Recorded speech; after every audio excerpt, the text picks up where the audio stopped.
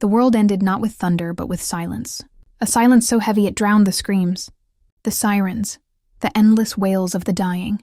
It was the kind of silence that meant only one thing. Hope was already gone.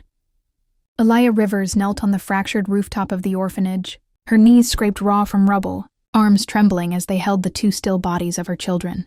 The air around her was thick with ash, thick enough to choke, but she didn't notice. She couldn't feel anything anymore.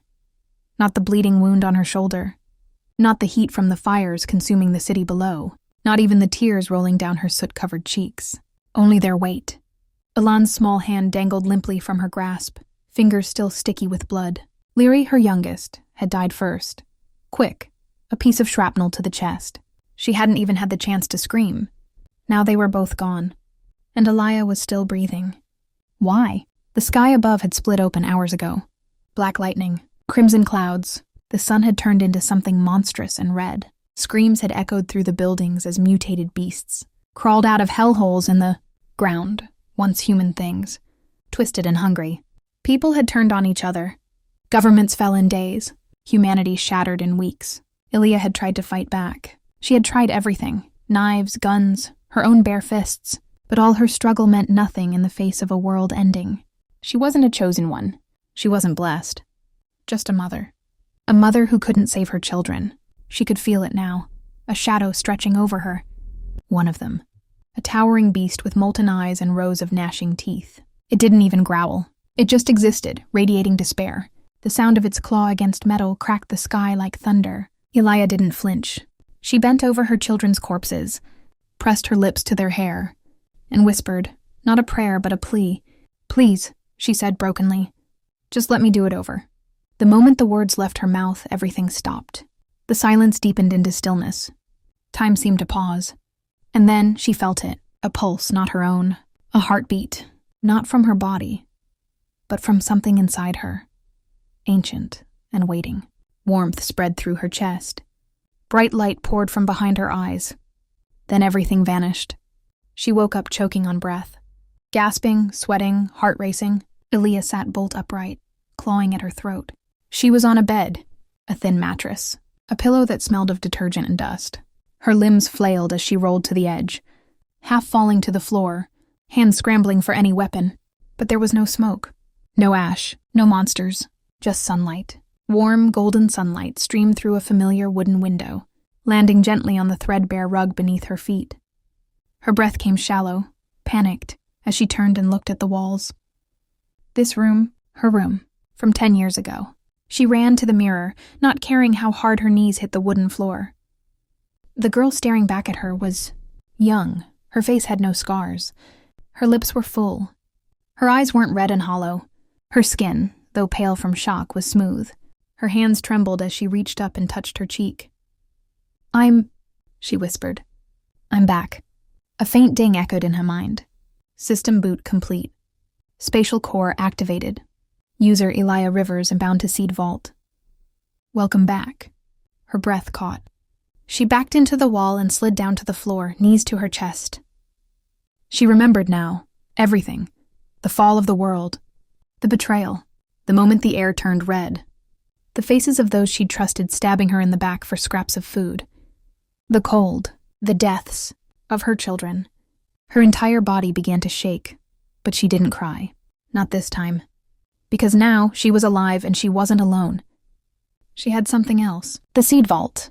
Something she hadn't had in her last life. She whispered the name, and her vision blurred again. Not from tears, but from the sudden shift of space around her. Her body remained seated on the floor, but her mind and soul were pulled inward, into something vast and silent. And then she stood inside it. A garden that floated in a dark void. Rows of tilled earth stretched out under a sky of stars that weren't stars, glowing. Lights that pulsed like heartbeats. A central tree stood tall, massive and ancient, but bare. Its roots curled around a crystal pond, and glowing soil surrounded it like a throne room made for a goddess. Current level 1. Time acceleration active, X10. Storage unlocked. Seedless.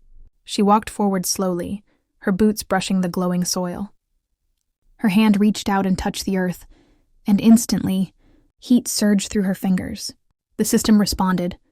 Life element unlocked, Earth. User may now cultivate basic life forms. Beginner package delivered. A small pouch materialized before her, falling into her palm. Inside seeds. Real seeds, not ordinary ones. These glowed faintly, labeled in a script she had never seen but somehow understood. Life herb, grade C. Healing. Awakens vitality. Strengthens stamina. Ilia blinked, then grinned, a sound halfway between a laugh and a sob breaking from her chest. She dropped to her knees and began to plant. With every handful of soil she turned, her heart steadied. With every buried seed, her fear dulled. She would grow power. She would harvest strength. She would build a fortress of life in a world built on death. Her children were still alive, somewhere out there in this timeline. She had time now. Time to gather, time to protect, and time to burn those who once betrayed her. The vault hummed around her as the seeds took root. In just minutes, sprouts pushed upward. Leaves spread. She could feel the life responding to her. A connection beyond logic. It wasn't just farming. It was creation. She was no longer helpless. She wasn't a refugee anymore. She was something new. Something dangerous. Something that would never beg the world to spare her again. "I'm back," she whispered. "And this time, I'm taking everything with me." The morning air was colder than she remembered. Ilia stood outside the back door of the orphanage, barefoot in the dew-wet grass, the worn hem of her nightdress fluttering against her calves. Her hands trembled, not from fear, but from the quiet ache of hope. She shouldn't be here, and yet she was. From inside, laughter erupted, light, chaotic, unmistakably theirs. She stepped around the corner just in time to see two small bodies tumble into view. Elon, her son, all wild curls and scraped knees, was chasing his younger sister Lyri through the shallow garden path. Lyri was shrieking with delight, holding something above her head, probably another stolen pastry. Ilia froze. There they were, whole, untouched, alive. She forgot how to breathe. Tears blurred her vision as the two children finally noticed her. "Ma!" Ellen paused mid-sprint. "Mama!" Lyri squealed and threw herself forward. Ilia dropped to her knees, arms open, and pulled them both into her embrace before they could say another word. She held them so tightly they squirmed. "I love you," she whispered, burying her face in their hair. I love you, Elin groaned. "You're being weird, Mama." "Yeah," Lyri agreed. "Did you cry?" Ilia laughed and wept at once. "I think I did." "Are you sick?" Elan asked, frowning. "Is this one of those mornings?" She smiled, heart splitting wide open. "No, baby. I'm better than I've ever been." And she meant it. Because this time she was early. This time she had the power to stop the world from falling apart. And she would burn it all before she let anyone take these two from her again. The next few days blurred into motion. She cooked, cleaned, smiled through conversations with the other caretakers, played along with the rhythm of the orphanage. But all the while, her thoughts were elsewhere, deep in the soil of her new secret. At night, when the children slept and the world was quiet, she entered the seed vault. Each time it greeted her with warm air and quiet light. It wasn't empty anymore. The golden stalks of healing herbs now swayed gently in one corner. In another, young fruit trees sprouted from nutrient-rich soil. A few medicinal vines climbed, silver trellises that had formed since her last visit. Time here moved faster, 10 hours for everyone outside, and that gave her everything she needed. She experimented relentlessly. Wheat that matured in hours, berries infused with energy, roots that emitted warmth, herbs that glowed with restorative light. She tested everything, eating, slicing, mixing, burning. And when her body ached from pushing her magic too far, she rested beside the base of the vault tree in the center of the space, her children's faces etched in her memory like stars. The vault responded to her. It grew according to her desires, and it had already started to awaken. Seed Vault, Stage 2, expansion unlocked. New features available: storage grid, soil enhancement, basic monster ward. Monster ward. That word sent a chill down her spine.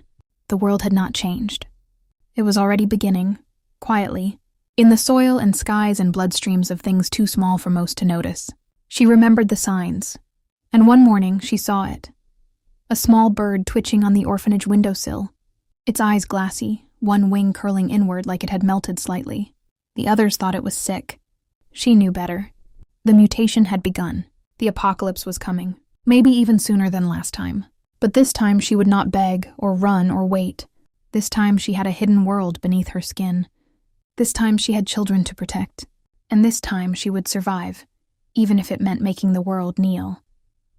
Elia sat by the window, pretending to mend a torn shirt as her eyes scanned the sky. The others didn't notice the shift in the air, the slight shimmer at the horizon, the strange hum buried beneath the birdsong. But she did. She remembered this feeling well. It was a sign. In her past life, the first incident happened exactly 3 weeks from now, a sudden blackout in the next town over. No power, no explanation, no survivors. They called it a gas leak. Later, everyone learned the truth. A tear in reality had opened underground, swallowing half the town in a rift filled with creatures not native to Earth. This time, she wasn't waiting for the hole to open. She would stop it before it swallowed anything at all. By nightfall, she had a plan. She took food, water, medical supplies, and a handful of glowing green herbs from the vault, wrapped carefully in dried leaf packets. She also packed tools she'd grown herself. A vine-wrapped dagger that could cut through reinforced steel, and a flask of concentrated root sap that burned like acid. Before she left, she knelt beside her children's bed and kissed their foreheads. "I'll be back before morning," she whispered. But part of her heart never left. The next town, Viramont, was still standing when she arrived. People laughed in late-night bars.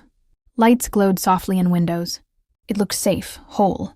She knew it was a lie. She reached the rift site just after midnight. In the woods behind an abandoned construction site, the earth was soft. Too soft. She pressed her palm to the ground and called on the vault. The response was instant. Danger, spatial disruption detected beneath this area. Collapse ETA 18 hours. Access to soil lock, skill permitted. Transferring life energy, 4%, 17%, 39%.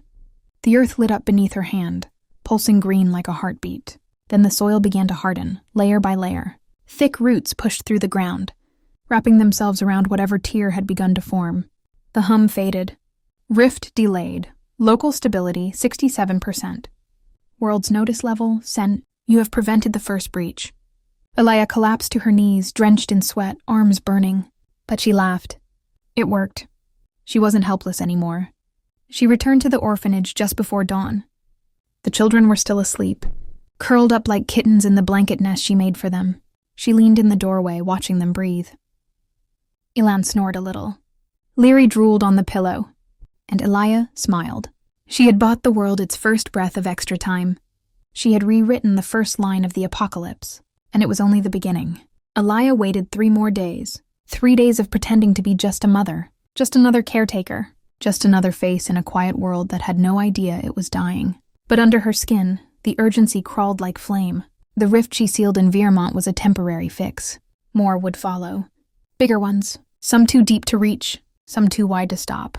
She couldn't protect her children, or anyone, by herself out in the open. She needed a haven, a place to grow her power, a place to train her children when the time came, a place to stalk, hide, and defend when the world began to rot. She needed to build the first stronghold of the new world. The seed vault reacted the moment her mind settled on the thought. The vault tree pulsed with light, and a new interface bloomed before her. New system function, terrain fusion, shelter core construction available. Status, Seed Vault Sanctuary, Dormant Tier 1. Requirements, mineral-rich soil, spiritual energy, physical anchor, worldly link. Time cost accelerated. 5 days real world, Anchor 50 days in vault time. Begin build? Elia stared at the shimmering options, then nodded slowly. Yes. Inside the vault, the terrain shifted around her. The central area expanded into a small forest clearing. Rock and soil responded to her presence like loyal creatures, reshaping into the outline of a structure, walls of woven root and stone, a domed roof of reinforced plant matter, glowing softly like moonlight. A living house, part shelter, part defense array, part storage space, shelter core anchored, defensive features, root trap X2, camouflage field X1, growth chamber X1, interior room expansion, 3 10 slots unlocked. World anchor synced, location, Whisper Grove 6 km from current residence. In the outside world, this place would appear as a hidden pocket of forest. To the untrained eye, nothing more than wilderness. To Elia and her children, it would be home. She spent days inside, cultivating the land while hours passed in the outside world. She planted flame fruit along the outer ring, fruits that would ignite if torn. She buried healing bulbs beneath the floorboards in case of emergency. She crafted beds from vines, grew lanterns from star blossoms, and carved walls with her bare hands. When she opened her eyes again and stepped out into the morning light, only an hour had passed outside. But she had built a kingdom. Not a castle of stone or iron, a living fortress, grown with purpose and intent. That night she brought Elan and Lyri there for the first time. They stared at the glowing trees and breathing walls in awe, eyes wide with wonder. "Is this a dream?" Lyri whispered. "No," Elia said softly. "This is the world I'm building for you." "Can we stay here forever?" Elan asked. Elia knelt beside them, cupping their faces in her hands. "We'll stay here," she promised, "as long as the world lets us. And when it stops letting us..." She stood slowly, eyes glowing with faint green light. "We'll take back the rest of it, too."